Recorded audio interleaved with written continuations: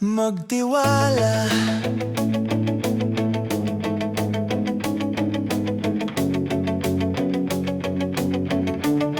Kay Yahweh ka magtiwala, buong puso at lubusan.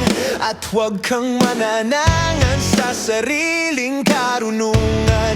Sa lahat ng iyong gawain, siya nga'y alalahanin, upang ika'y patnubayan sa iyong mga tatahakin.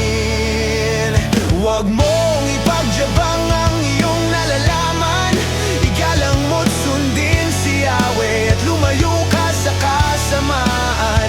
Sa gayon ikaw ay lalakas at magiging matatag. Mawawala ang pighati, gagaling ang iyong sugat. Samot-saring mga delubyo, baha, sunog, lindol, pati bulkan nag-aalburuto. Asan na tayo patutungo?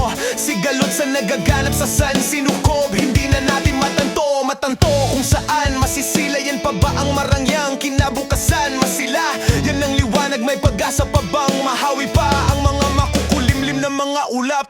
Gumuguho, umaalimpuyo, mga kabundukan ay nabubuwal sa pagkawala ng mga puno. Nagngangalit na mga agos sa batis na noon siya dati ay maamo.